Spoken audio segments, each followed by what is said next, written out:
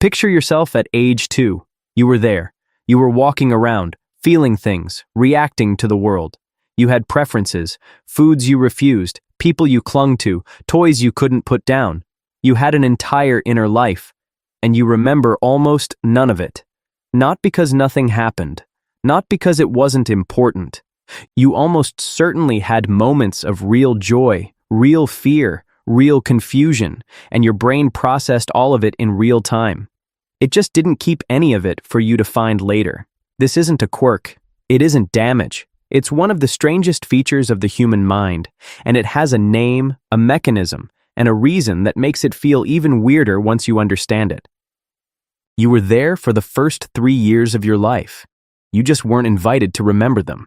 To understand why your brain deleted an entire chapter of your own story, we need to untangle 5 things. Why those years go missing in the first place. What's actually happening in the brain during that time. Why the memories you do have from early childhood might not be real. What this tells us about how memory actually works and what you can do with all of it. Let's go. Here's the number that stops people cold. The average age of the earliest memory a person can reliably retrieve is 3.5 years old. Some people stretch to 2.5. Almost no one has anything solid from before 2, and the memories that do survive from ages 2 to 4 are usually fragments. A flash of light, a voice, a feeling, not scenes with context or story. That means that for the first 1,000 days of your life, days when you were learning to walk, learning faces, learning your own name, your brain was running at full capacity and saving almost nothing you can consciously access today. 1,000 days. Gone. But here's the part that actually makes this strange. It's not that the memories were never formed. It's that something very specific happened to them afterward. To understand what happened, you have to understand what memory actually needs to survive. Memory isn't magic. It's biology.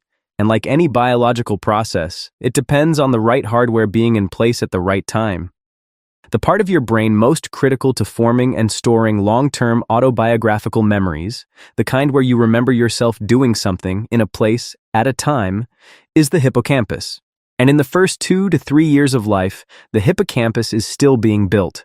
Neurons are growing, connections are forming, the whole architecture of long-term memory is under construction. And here's the crucial part. A developing hippocampus can help you learn. It absolutely can. Babies are learning machines. But it cannot yet encode memories in a way that lets you retrieve them years later as a coherent story. The scaffolding isn't done. You can't store things on the second floor of a building that doesn't have a second floor yet. This is what researchers call infantile amnesia. And it was formally documented as far back as Sigmund Freud, who noticed that his patients consistently had no memories from early childhood and couldn't explain why. He thought it was repression.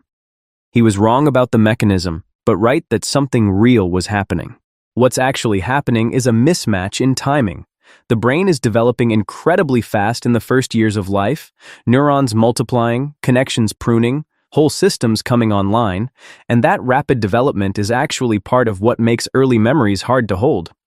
New neurons are constantly being added to the hippocampus through a process called neurogenesis, and there's evidence that this very growth disrupts the memories already stored there. The brain is remodeling the library while people are still trying to check books out. Somewhere in your hippocampus, the construction crew that was building your memory system accidentally knocked down the wall where age 2 was stored. There's a cross-cultural wrinkle here that makes this even more interesting. Researchers comparing memory across different cultures found that the average earliest memory varies by country and not by a small amount. People in cultures with more individualistic storytelling, where parents narrate events back to children in rich personal detail, remember when you fell off the swing and scraped your knee? You were so brave. Tend to have earlier and more detailed childhood memories. People in cultures that don't emphasize that kind of personal narrative tend to have later and sketchier ones. What that tells you is that memory isn't just about what happened. It's about how the experience gets translated into language and story, and whether someone helped you do that translation while the experience was still fresh. A memory that never got put into words by you or anyone around you didn't have the same chance of surviving. Your earliest memories weren't just recorded. They were co-authored, and if no one helped you write them down at the time, they didn't get written. So the hardware wasn't ready, and the encoding process depended on language and social scaffolding you didn't have yet. That explains why early memories fade. But it doesn't quite explain what happens to the ones that seem to survive. Because here's where it gets genuinely unsettling. Here's something neuroscience has established that most people find deeply uncomfortable. Every time you remember something, you don't just retrieve it, you rebuild it. Memory isn't a recording you play back. It's a reconstruction your brain performs on the spot, using fragments, context, and whatever else is nearby. And every time you rebuild it, you alter it slightly. The act of remembering changes the memory. This process is called reconsolidation, and it means that a memory you've recalled hundreds of times is not the same memory it started as. It has been edited, each time, by the version of you doing the remembering. Which raises a question that most people don't want to ask about their own childhood. If your earliest memories have been recalled and reconstructed over years and years, how much of what you remember actually happened? This is where the research gets uncomfortable in a very specific way. Psychologist Elizabeth Loftus has spent decades studying false memories, memories that feel completely real but didn't happen the way the person remembers, or didn't happen at all. And what she found, across hundreds of studies, is that false memories are not rare glitches in broken people. They are a normal feature of how human memory works, and they are surprisingly easy to implant. In one of her most famous studies, Loftus and her colleagues convinced roughly a quarter of adult participants that they had been lost in a shopping mall as a young child, an event that had never happened, not through hypnosis, not through drugs, just through carefully constructed suggestion over a few sessions, a researcher telling the participant what a family member had told them, and then asking the participant to try to remember it. Within a few sessions, many participants not only remembered the event, they added details, emotions, sensory specifics. The whole thing felt true. The implication for your childhood memories is direct. The stories your parents told you about things you did as a child. You used to love this. You always did that. Remember when you, and didn't just trigger memories. In many cases, they may have created them. You heard the story, your brain built an image to go with it, and over time that image became indistinguishable from something you actually witnessed with your own eyes. Some of your earliest memories may be your parents' memories that you've internalized so completely that they feel like your own. Somewhere in your childhood memory bank, there's a deposit you didn't make, and the bank has no idea who actually put it there. There's a specific version of this called a flashbulb memory, a vivid, confident memory of a significant moment that feels photographically clear. People are often most certain about these, and research consistently shows that flashbulb memories are not more accurate than ordinary ones. They feel more real. They are not more true. The confidence you feel about a memory tells you how emotionally significant it was when you encoded it. It tells you almost nothing about whether the details are correct. Now, none of this means your childhood didn't happen, or that your memories are lies, or that you can't trust anything from your past. What it means is subtler and more interesting. Memory is not a storage system. It's a storytelling system. Its job is not to give you a perfect archive of the past. It's to give you a usable story about who you are and how you got here. Accuracy is a byproduct when it shows up, not the goal.